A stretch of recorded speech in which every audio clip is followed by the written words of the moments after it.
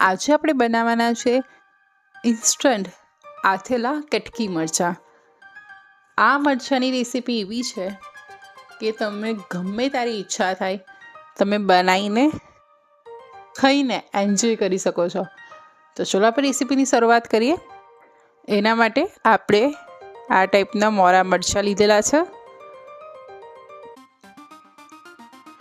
હવે એના ડીટા કાઢી લઈએ અને એને આ રીતે મરચાંને પતલી પતલી ચિપ્સ કટ કરી લઈએ. મેં બધા મરચાં કટ કરી દીધેલા છે. એમાં મીઠું, હળદર નાખીને સરસ મિક્સ કરી દઈએ.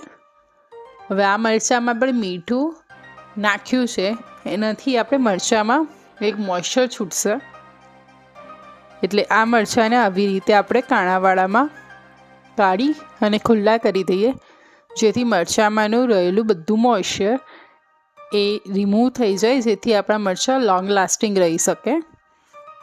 હવે આપણે એને જારમાં લઈ લઈએ.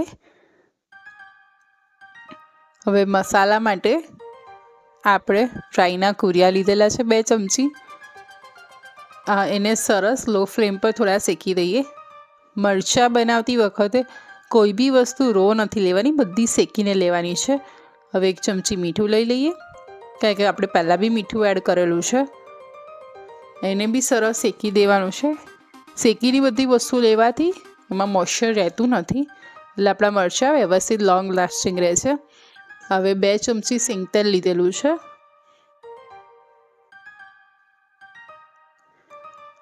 સિંગ તેલ થોડું નવશેકું ગરમ થાય અને બધા મસાલા સાથે આપણે સરસ મિક્સ થઈ જાય એટલે ફ્લેમ ઓફ કરી દઈશું અને એ મિશ્રણને આપણે મરચાંમાં રેડી દઈશું.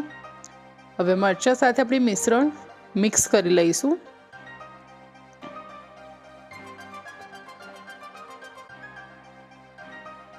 હવે આને આપણે 1 દિવસ બહાર અને ત્યારબાદ ફ્રીજમાં સ્ટોર કરીશું. તો આપણા ઇન્સ્ટન્ટ આથેલા કટકી મરચાં રેડી થઈ ગયા છે. તમને આ રેસીપી કેવી લાગી કોમેન્ટમાં જરૂરથી જણાવજો. Thank you. C you next.